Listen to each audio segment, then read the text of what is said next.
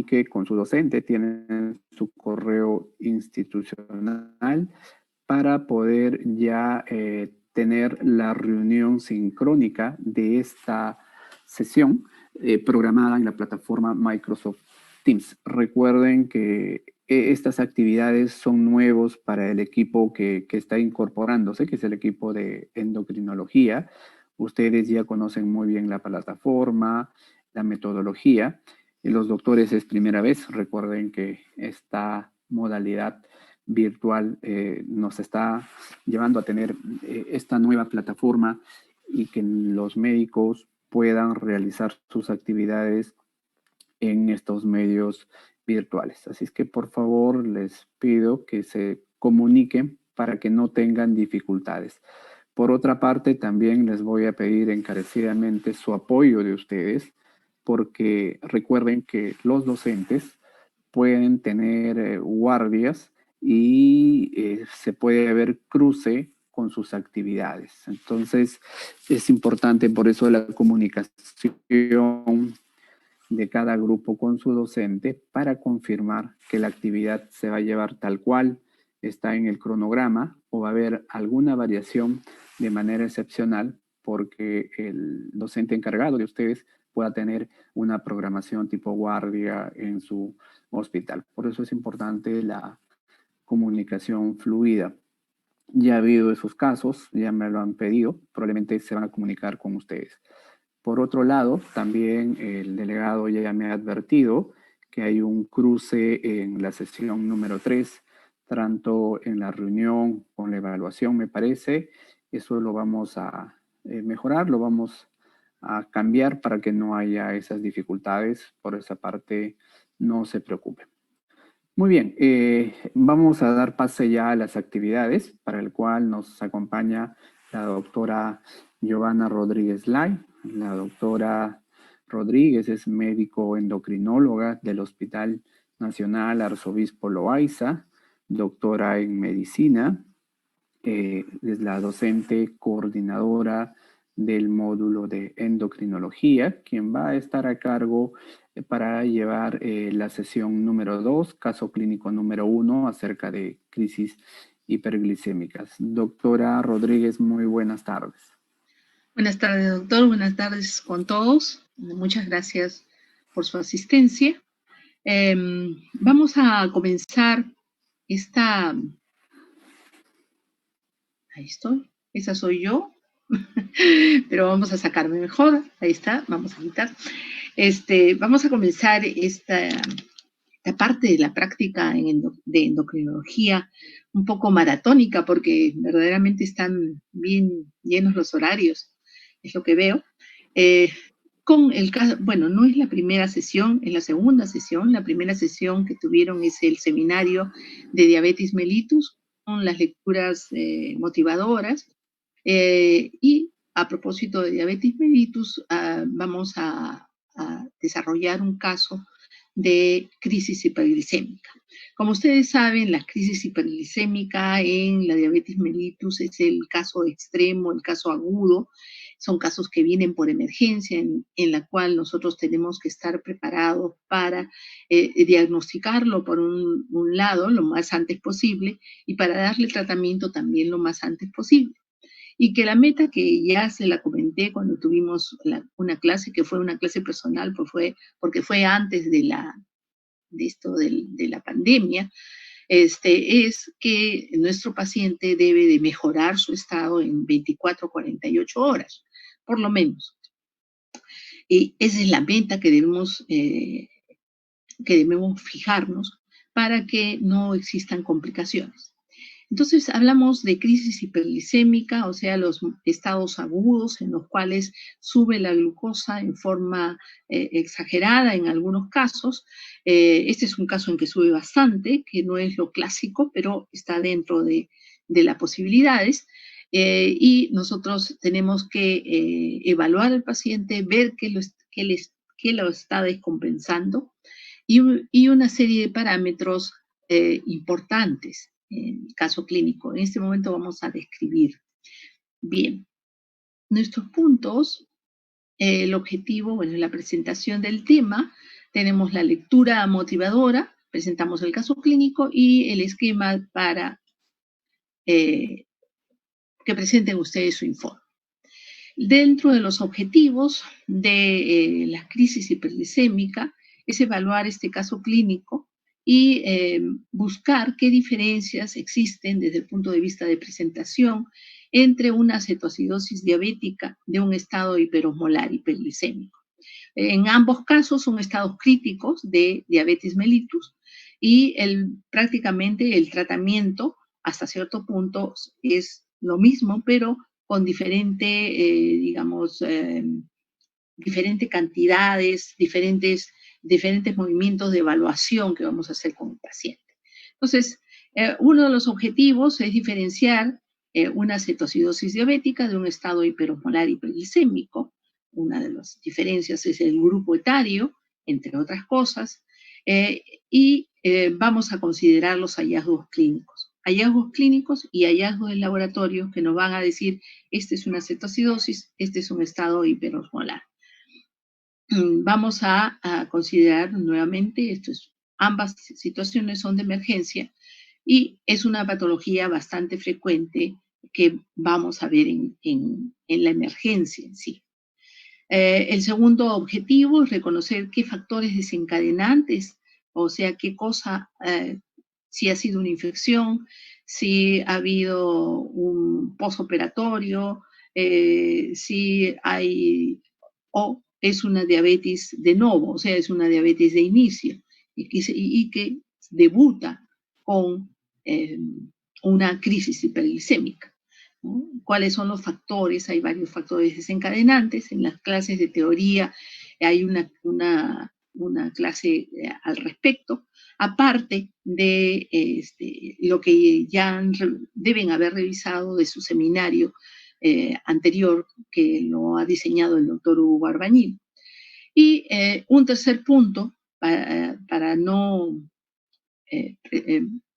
incrementar mucho esto, sino fijar conceptos, es qué tratamiento vamos a utilizar inicial en el manejo de la misma crisis hiperglicémica. Inicial porque hasta cierto punto también vamos a ver, después de que ya se compensó, qué hacemos con el paciente o cuáles son las indicaciones. Siempre es bueno hacer un seguimiento al paciente, esto es un comienzo, pero el hecho de que el paciente salga de la crisis hiperglicémica no nos asegura que si lo dejamos sin tratamiento no va a volver a hacer una crisis hiperglicémica. Bien, para la lectura motivadora solo he puesto una, demuestra un botón, es una prácticamente última lectura, hay una anterior, hay muchas lecturas con respecto a manejos de la crisis hiperglicémica, cetoacidosis e estado hiperosmolar hiperglicémico. Esta es del 2016, está dentro de los autores el doctor Umpierres. El doctor Umpierres es un médico que ha venido muchas veces al Perú y la Sociedad de Endocrinología, así como las otras instituciones de endocrinólogos, siempre lo reciben porque es una persona que está bastante metida en esto, lo que es el programa de diabetes, lo que es diabetes mellitus, los tratamientos, etcétera. Entonces, esta es una revisión prácticamente última que tiene toda la validez como para que ustedes la revisen. Y es entretenida, que eso también es importante. Bien, pasemos a nuestro caso clínico, que es lo que le interesa a ustedes. Comenzamos con lo que es la afiliación. Es una paciente mujer de 30 años de edad, de estado civil conviviente, ocupación comerciante, que procede de Lima. Si se dan cuenta, es 30 años de edad y que debuta probablemente con una crisis hiperglicémica y ustedes van a definir qué tipo de crisis hiperglicémica es. Ingresa el 1 de febrero y a la hora de ingreso es a las 22:30, o sea, en la noche, en el tópico de emergencia. Los síntomas principales es específicamente dolor abdominal y un estado hasta cierto punto de deshidratación, que lo vamos a describir luego. Un tiempo de enfermedad, aproximadamente 7 días, de inicio insidioso y curso progresivo.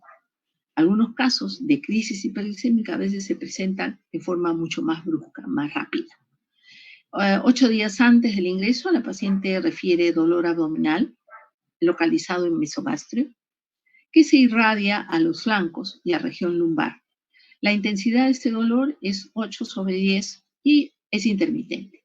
A veces calma con los cambios de posición, a veces, y el cambio de posición aparentemente da la impresión de que al inclinarse la paciente hacia adelante calma el dolor abdominal, pero esto es variable, ¿no? Asociado al dolor se le unen náuseas y vómitos, o sea, es un cuadro digestivo fundamentalmente, en 4 oportunidades, y además presenta cefalea, en dolor de cabeza generalizado, de una intensidad no muy alta, 4/10. Con estos síntomas acude a la emergencia. Al examen físico en la emergencia, se encuentra que es una paciente que tiene una frecuencia cardíaca en 96 por minuto, dentro del rango normal, todavía no pasa a más de 100, con una frecuencia respiratoria de 22 por minuto y una presión arterial de 100/60, saturando 96% de oxígeno, con un peso de 100 kilogramos y una talla de 1,57. Tiene un índice de masa corporal de 40.6. O sea, aquí ya tenemos una patología de fondo que es interesante señalar. Paciente en aparente regular lo pone en estado general, o sea, todavía no hay ningún compromiso de conciencia. Mal estado de nutrición, porque hay definitivamente obesidad y hay obesidad mórbida. Mal estado de hidratación, no está bien hidratada, en posición sentada, hipoactiva, quejumbrosa. La piel es tibia, elástica, aparentemente más o menos hidratada, pero la mucosa oral está seca. Además, ¿qué encontramos? Un dato importante a considerar, que es acantosis nigricans en el cuello. Es la única descripción que hay de este examen de emergencia. Tejido celular subcutáneo abundante a predominio central, no hay edemas. En cuello es cilíndrico, el tejido graso es abundante, no se palpa tiroides. En tórax y pulmones, el murmullo vesicular pasa bien en ambos campos pulmonares, no hay ruidos agregados. Desde el punto de vista cardiovascular, es una paciente joven, los ruidos cardíacos son de regular intensidad, no impresiona soplos, no llega a la taquicardia en este momento, podría estar levemente deshidratada, pero en este momento no hay ni ingurgitación yugular ni reflujo hepatoyugular. Pasamos a abdomen, los ruidos hipoidios están presentes. El abdomen tiene abundante panículo adiposo, es blando, es depresible, es un dolor difuso a la palpación, no hay una focalización, no hay un rebote, como para pensar de que estamos frente a un abdomen agudo. Y con el panículo adiposo a veces es difícil precisar si existe o no visceromegalia. En este caso, no la precisa.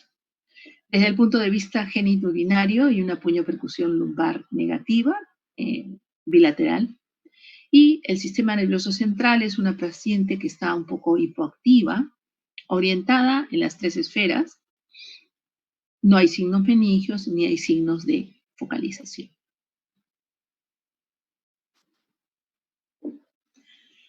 Esta paciente le hacen un análisis de laboratorio el mismo día que ingresa, a las 23 horas 50 minutos, o sea, ya para prácticamente el día siguiente. Se encuentra una hemoglobina en 14.6 dentro del parámetro normal. Está bien, no, aparentemente no hay anemia, podría estar deshidratada y esto nos da una hemoglobina que en realidad no es la verdadera. Eso es cuestión de evaluarlo en el transcurso de la enfermedad. Tiene leucocitosis con 15.620, que podría ser por deshidratación o podría haber una infección. 1% de abastonados, segmentados 89%, linfocitos 7%. El número de plaquetas está en 335.000 y tiene una glucosa basal bastante alta, 986 miligramos por decilitro. Punto importante, hay que ver cómo evoluciona esta glucosa. si le damos hidratación y cómo va a evolucionar ella. Aparte de hidratación, la terapia correspondiente. Su urea está dentro de parámetros normales en 28, una creatinina de 0.85, también dentro de parámetros normales aparentemente, transaminasa glutámico oxalacética en 23, una transaminasa glutámico pirúvica un poquito alta, en 67, con una fosfatasa alcalina algo alta. Una DHL, o sea, deshidrogenasa láctica en 470 y un PCR en 0.60.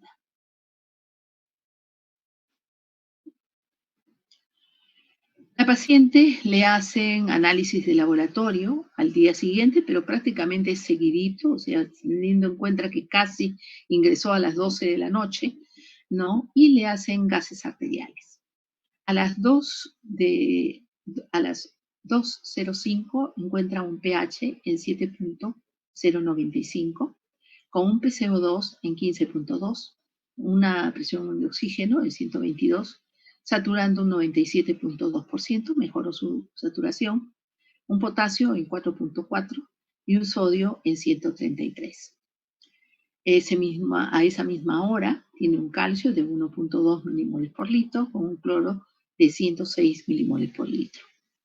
A las 6 horas, 20 minutos, ya con tratamiento, cómo va evolucionando el pH de la paciente, 7.046, no ha variado mayormente, debería haber mejorado un poco más, un PCO2 de 17.8, una presión de oxígeno de 114, con una saturación de 96.3, más o menos permanece igual. Y potasio ha bajado un poco, 3.5, y nos indica probablemente acá hay un tratamiento que le está regulando o está bajando el potasio, y eso es importante considerarlo porque no puede bajar mucho. El sodio está en 135, el calcio está en 1.26 y el cloro en 110 milimoles por litro.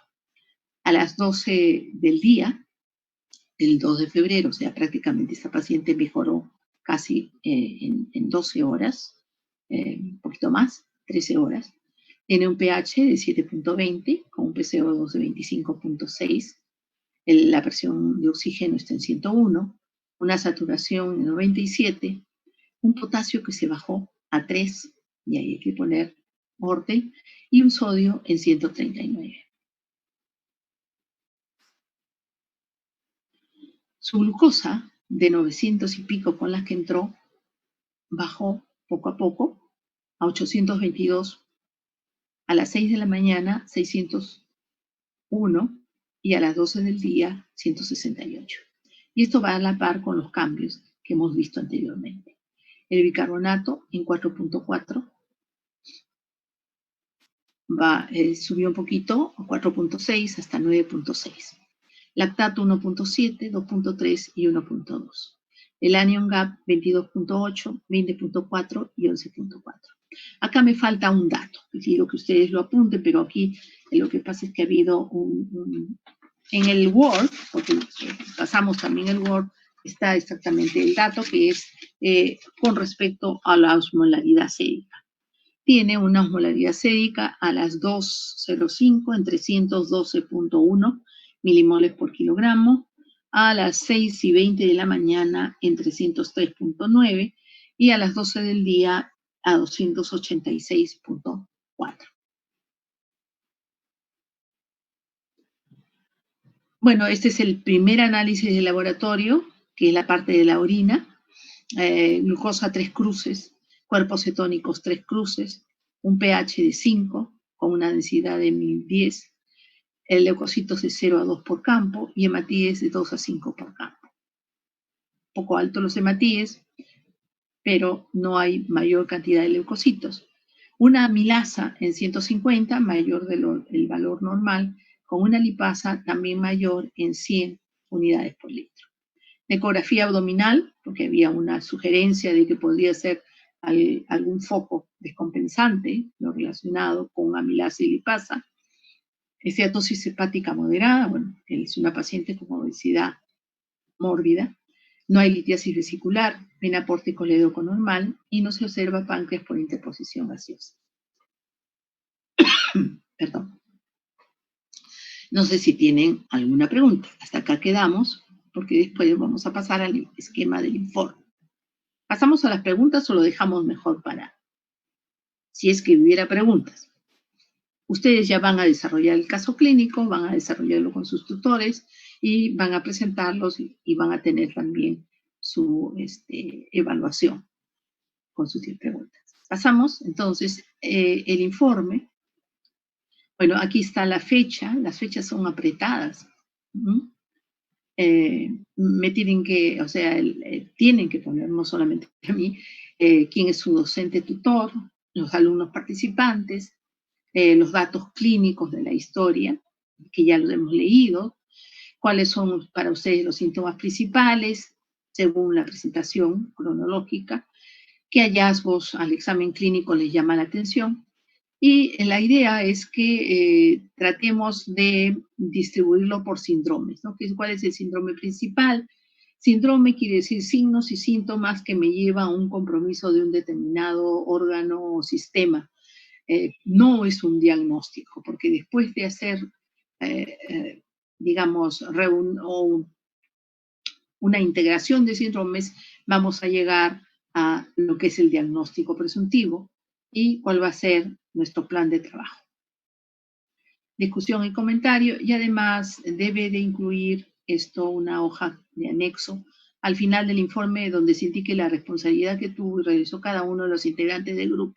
Aquí la división va a ser por grupos, cada grupo de práctica tiene 17 participantes y me parece que va a haber grupos, eso un poco que se me confunde para la integración de la nota, pero ustedes ya me comentarán. Muy bien, doctor Inostroza, ¿algo más? ¿Alguna pregunta? Perfecto, doctora. Muchísimas gracias por la presentación. Vamos a dar pase a las preguntas correspondientes. Los chicos saben que pueden escribir al chat o en su defecto levantar la mano. Muy bien, vamos a leer las consultas en el chat. Mariana Rodríguez nos menciona, doctora, buenas tardes. ¿Podría repetir el dato de la osmolaridad, por favor? Allá. Es un dato muy importante, por supuesto. Sí. Es un dato que se obtiene prácticamente después de llegar al día siguiente, 2 de febrero. La primera es 312.1 milimoles por kilogramo. La segunda, o sea, a las 6 de la mañana, 303.9. Y la tercera, o sea, va bajando, 286.4. Perfecto. Aparte, esa información está también en el aula virtual, en la parte donde está en Word. Está en el Word, sí. Por confusión, se ha pasado pasarla al PowerPoint. Debe ser algo que a veces uno hace y se olvida de saltar esa parte, pero en el Word sí está. Perfecto, doctora. Hay otra consulta de Jesús Yoncajayo. Bueno, hace varias consultas en una sola. Nos dice, doctora, buenas tardes. Primera pregunta, ¿la paciente fuma, bebe alcohol? ¿Con qué frecuencia? ¿Qué comida consume habitualmente? ¿Consumió algo antes de presentar el episodio? ¿Y si tuvo fiebre o no? Vamos primero con las dos preguntas, doctora. ¿Le parece si la paciente fuma o no fuma? No, no fuma. No fuma. No hay el antecedente de que fume ni que consuma alcohol. Perfecto. Pero sí debe de comer más o menos.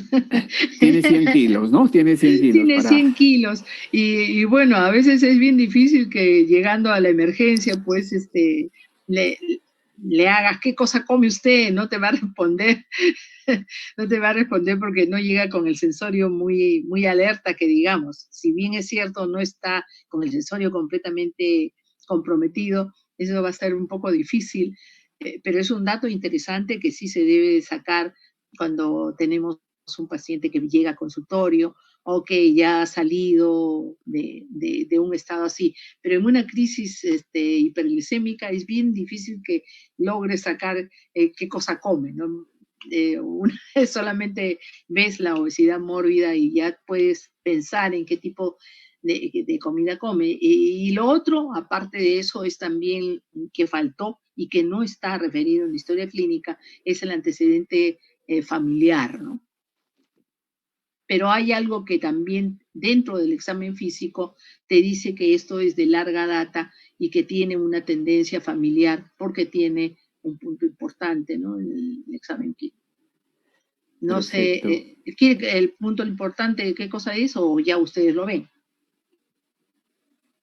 Lo Ok. dejamos ahí nomás. Lo dejamos ahí. Es muy Sí. interesante las preguntas. Eso lo vamos a complementar en la segunda parte de esta sesión, que es la reunión con sus docentes grupales, donde vemos la parte de la discusión. Y yo pienso que ahí se ajusta muy bien. También nos hace una muy buena consulta y eso es importante. Es una cosa muy importante lo que pregunta Jesús, si tuvo o no tuvo fiebre. Y siempre en la historia hay que consignar, o hay que afirmarlo o hay que negarlo, ¿no? Dice, tuvo o tiene fiebre. Y la otra pregunta era si el dolor abdominal se irradió hacia los ovarios. ¿Consume algún tipo de fármaco? No, no hay, no consume ningún tipo de fármaco. No hay el dato, a ver, déjeme ver.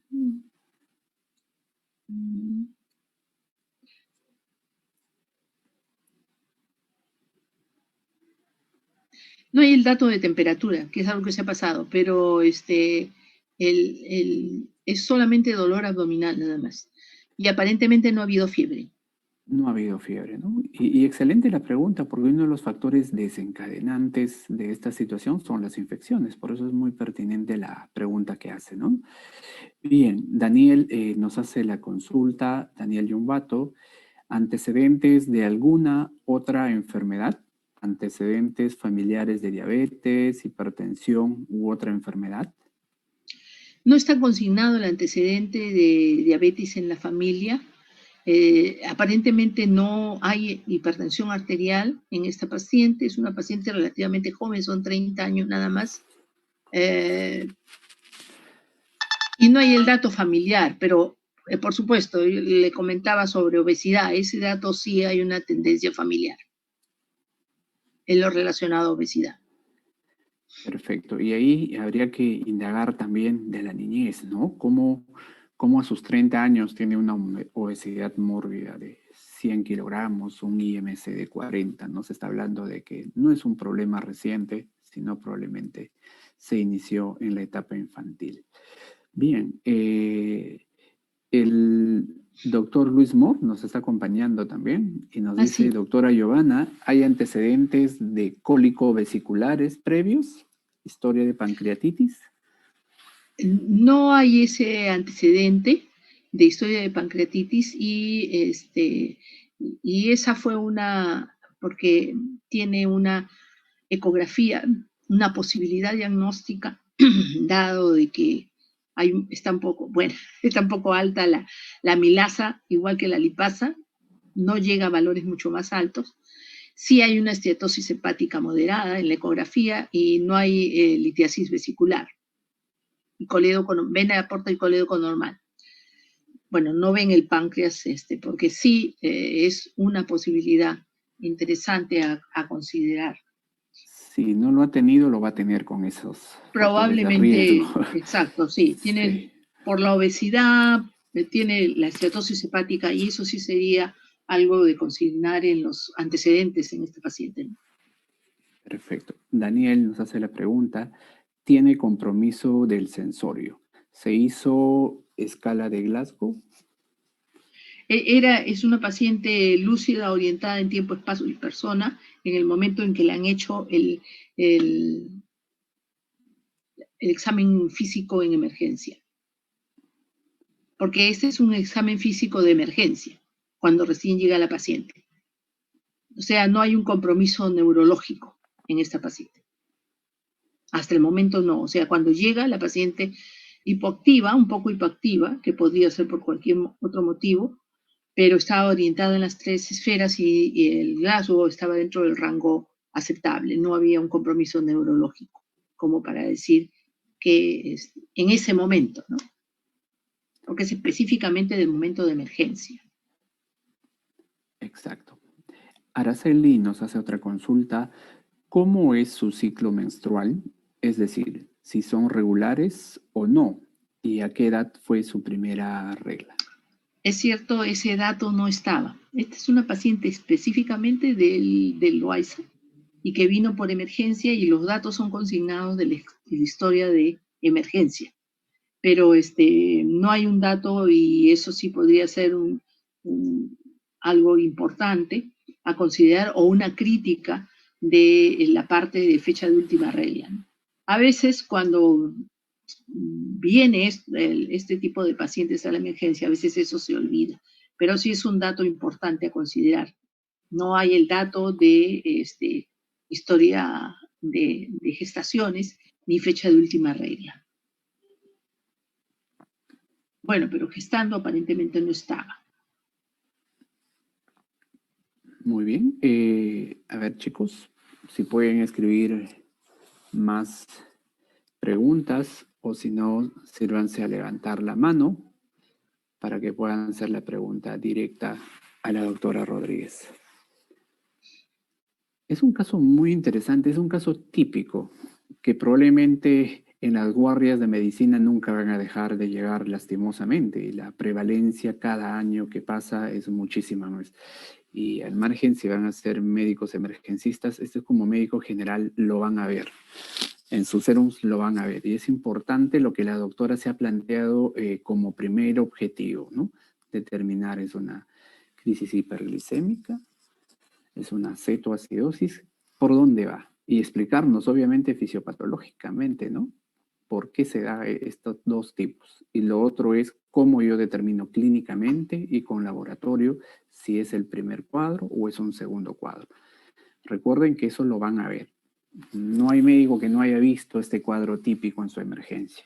Y sobre todo también esbozar en la parte ya de la discusión cómo sería su manejo inicial. Ese es el objetivo que nosotros buscamos con esta presentación del caso clínico. Este es un caso típico y cómo ustedes abordarían en sus emergencias.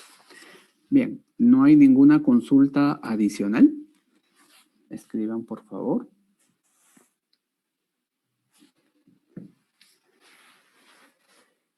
Bien, parece que ya no tenemos más consultas, doctora. Es un caso típico. Ahí Eden ha levantado la mano. Vamos a cederle la palabra. Muy bien, Eden. Muy buenas tardes. Buenas tardes, doctor. Quisiera hacer unas preguntas con respecto al caso de la paciente. Si por si acaso se le hizo una medida con respecto a su circunferencia abdominal. Mencionan que es obesidad más que todo central, pero no especifican ese dato. No, en ese caso no. Cuando tú recibes una paciente en emergencia, es muy raro que tengas 1 centímetro y que comiences a medirle circunferencia abdominal. Sí hay una descripción desde el punto de vista que es un abdomen balonado con abundante panículo adiposo y que la paciente para la talla que tiene pesa 100 kilos y que tiene un índice de masa corporal en 40 punto y pico, ¿no es cierto? O sea, es una obesidad mórbida. Ya con una obesidad mórbida queda un poco, o sea, ya tienes el diagnóstico de una obesidad mórbida por el índice de masa corporal. Sí es cierto que tú puedes hacerle después toda la evaluación pertinente, ¿no? Cuando tú la veas en consultorio, en consulta externa, en cuanto al perímetro de cintura, que eso te va a dar también un dato. Pero de hecho ya simple y llanamente por el índice de masa corporal ya está definido un diagnóstico. Por eso y por otra cosita en el examen físico. Ok, doctora. En ese caso, como usted me menciona, si es una situación en emergencias, no se le pudo hacer un estudio tan minucioso, por ejemplo, preguntarle preguntas típicas como si ha tenido aumento de sed o de hambre o cómo es su orina. Claro, bueno, de poderse hacer, se puede hacer, depende del compromiso con el que te llega la paciente, pero si es una paciente que llega deshidratada con una glicemia de 900 y pico, a pesar de que no tenga compromiso del sensorio, así que tenga un Glasgow, esté orientada en tiempo y paso y persona, A veces eso puede pasar muy rápido, ¿no? No completas una historia clínica así minuciosa como lo haces cuando pase a pabellón. Porque la historia minuciosa sí la puedes hacer más fácilmente en pabellón, pero en emergencia tú recibes exactamente la emergencia. Y eso a veces sucede no solamente para crisis hiperglicémica, sino para otro tipo de crisis tirotóxica. Después ya vas completando la historia clínica. Pero lo que recibes en emergencia es exactamente esto. Y con esto tienes que hacer un diagnóstico. Y con esto tienes que dar un tratamiento, porque tú tienes que bajarle los 900, 800 de glicemia, que un poco se sale del parámetro de lo que esperaríamos, porque es bastante alto, pero podría ser de que esté muy deshidratada a pesar de que clínicamente no lo manifieste. Hay que tener en cuenta algo también, un dato interesante, y es el hecho de que es una paciente de 30 años. Entonces, cuando es una paciente joven, a veces es muy distinto que un adulto mayor. Un adulto mayor te viene con mayor compromiso del sensorio probablemente. Sí. Sí. Ok, doctora, muchas gracias. Pero de que falten datos, sí. Sí, pero eso sí. No, eso sí, faltan datos, pero en realidad es lo que van a recibir en la emergencia y que a veces ustedes no lo pueden completar. Claro. No lo pueden completar. Y con respecto a eso, también quisiera hacer una pregunta. En la historia menciona si ingresó a emergencias consciente o... Sí, entró con la paciente consciente porque está orientada en tiempo, espacio y persona. Ah, ya. Muchas gracias. Ok. Gracias, Eden, por tu participación. Y es cierto, lo que estamos viendo, lo que está presentando la doctora, es una historia verdadera, es una historia típica de emergencia. Nosotros estamos casi 50 minutos haciendo la discusión y probablemente esta historia ha sido confeccionada en 5 minutos, ¿no? Y todo lo que has mencionado está perfecto y es lo que debemos hacer en una historia clínica de piso, con toda la información que menciona, ¿no? Pero que podría estar consignada y debería estar consignada, estamos completamente de acuerdo, pero es justamente lo que se tiene. Esa es la historia típica de un servicio de emergencia, ¿no? Araceli nos hace la pregunta si es su primer episodio de este cuadro o como este cuadro. Sí, es su primer episodio. Perfecto. ¿Tiene antecedentes de hipotiroidismo? No lo precisan, pero también es una posibilidad. Y obligados a investigar seguramente cuando... Sí, o sea, cuando esté dentro del plan de hospitalizado. trabajo sería obligado a investigar. Perfecto. Eso es parte de la discusión y del plan de trabajo. Muy bien, Araceli, con las preguntas.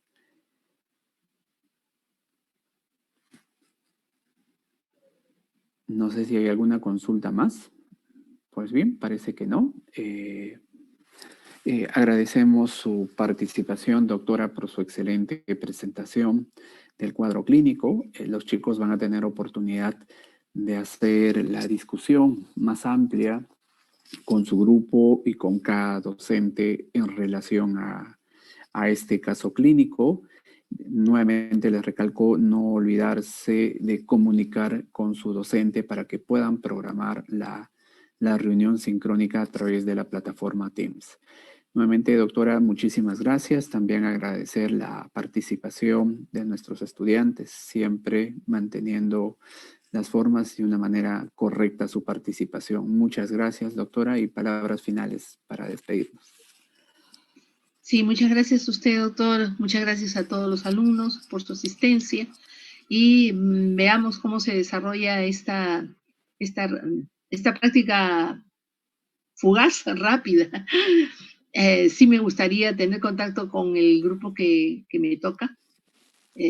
Bueno, para ver cómo hacemos, porque va a ser bien seguidito, ¿no?